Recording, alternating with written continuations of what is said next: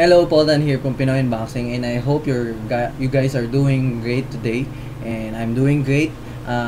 Lately, I've been seeing screenshot of 2K14 na game, NBA, and I must admit na inggit talaga ako sobra. I already downloaded the game pero hindi ko pa siya natatry for some reason. Unang reason, I really don't want to play with AI. Pangalawang reason, the reason na hindi ako makapag-invite ng tao dito para maglaro is dahil wala akong gaming controller. I only use my keyboard and mouse to play games right now. So that's why I don't want to use or don't want to play NBA 2K14 as of the moment.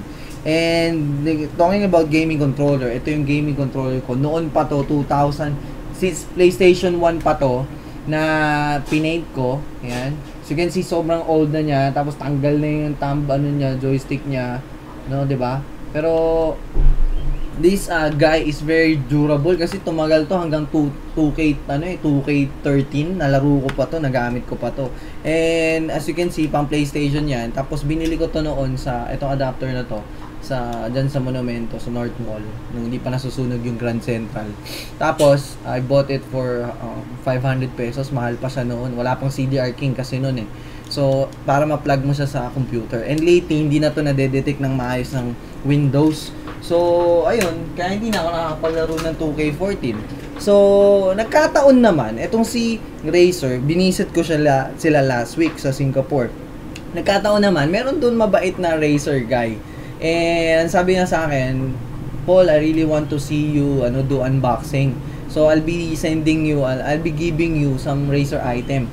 Sabi ko, sure, ano ba yung item na yun? Ang sabi niya sa akin, I'm gonna give you the Sabertooth. Ay, Sabertooth. Gaming controller yun para sa Xbox 360.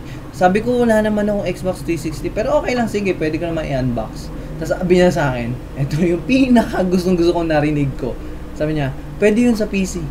Talaga? And I was like, pwede ba dalawa? And he said, yes, pwede kita bigyan ng dalawa. Kaya ngayon, binigyan niya ako ng dalawang Razer Sabertooth na gaming controller. So please join me as we unbox this awesome game controller from Razer. Let's watch. Okay, so now looking at the box, ito yung front ng box. You can clearly see kung para saan tong controller na to. So it's especially designed for Xbox 360. Pero like we mentioned before, pwede siya sa PC. Now let's take a look at the key features of the Sabertooth. Una-una, it has 6 additional fully programmable buttons, meaning ilang siya basta nilagyan ng additional na buttons. Nilagay siya sa isang posisyon o sa position na magiging comfortable sa'yo na pindutin at mas mabilis mong mapindot. At the same time, para ma-decrease nito o ma-reduce nito yung fatigue, lalo na kapag matagal ka na naglalaro or gamit ito. At tapos, it has a OLED or OLED for ease of customizability. Meaning, you can on the fly adjust the settings or use the different profile na naka-built-in doon sa gaming controller mo. So malalaman mo ngayon kung anong setting or ma-adjust mo yung gaming controller mo without going to the software. Dinesign din to para maging portable. Meaning, nade-detach yung cable niya, meron din siyang carrying case, and we'll look onto that later. So now let's open the box.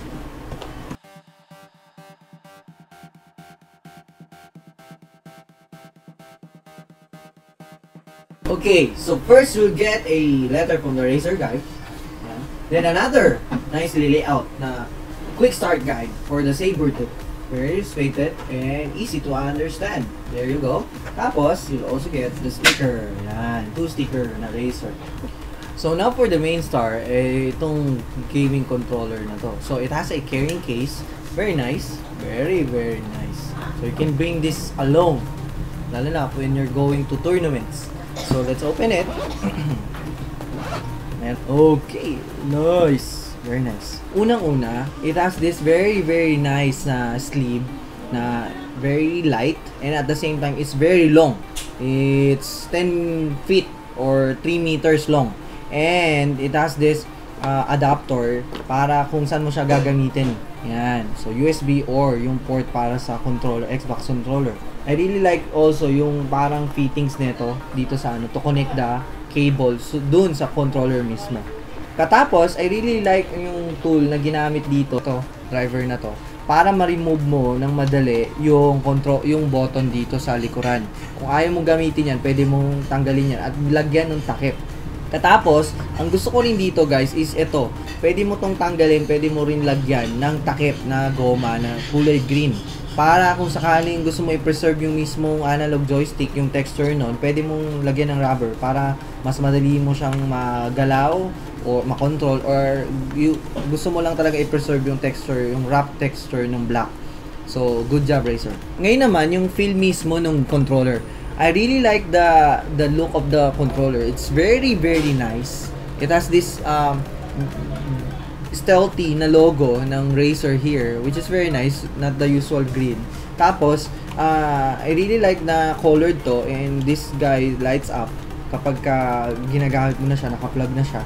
Katapos, you can clearly see na dinesign talaga to para sa Xbox, although you can use this for PC. And what I love about this controller is that it's very light. Kahit matagal mo na siyang gamitin, it's very easy to use. The buttons are easy to navigate and push. And at the same time, ito, yung controller niya dito sa likod, ay yung button niya sa likod. Yan o, you can use that. Two buttons dyan without pushing it. Basta, ayan, gagalaw mo lang yung, basta glide mo lang yung fingers mo. It's very nice. And I really like the rubber finish on this.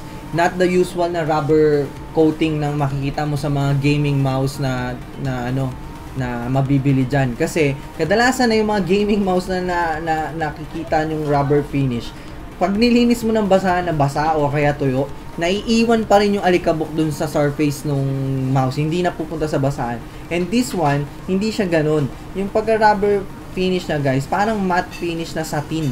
Kaya ang maganda dito, kapag nilinis mo to, maganda dito, hindi naiiwan yung dumi dun sa surface ng controller. Pwedeng mas malaking possibility, dumikit na siya dun sa basahan. At the same time, kahit mag-sweat ka dito, katulad ngayon, pasmado ko, hindi ka masyado nandidiri. So, I really like it. So, that's it. Ito yung first look ko and quick unboxing ng Razer Sabertooth na game controller. Finally, I'm happy that I have two new gaming controller that really looks nice. Yan. And talagang sobrang ganda and comfortable siya, lalo na pasmado ako lately. So, okay naman siya. Kita mo, no? Ginamit ko siya ng pero walang sign ng sweat, no? So, I really like it. It's very light. And although, sana naging wireless na lang siya, pero okay naman siya. Kasi, dahil mahaba yung kable, hindi naman siya nakakairitang gamitin. Although, baka gupitin ko na lang tong na to.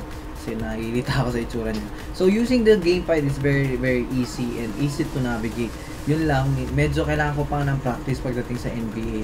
So, there you go. I really hope na you like my Pinoy unboxing of the Razer Sabertooth na gaming controller that is made for Xbox 360, but you can also use it for PC. So, I really hope you like it. Please do thumbs up kung gusto nyo. Kung gusto nyo share to, at baka may naghanap kayong kaibigan ng game controller para sa Xbox 360 nila or sa bagong Xbox One. Ewan ko kung pwede to, o kaya para sa PC. Then, maybe they would be interested in seeing this video. So, there you go. I'm Paul Tan. Please don't forget to visit my website, pinoyunboxing.com, teamtexone.com, and paultandesigns.com. Bye-bye, and I'm gonna play muna.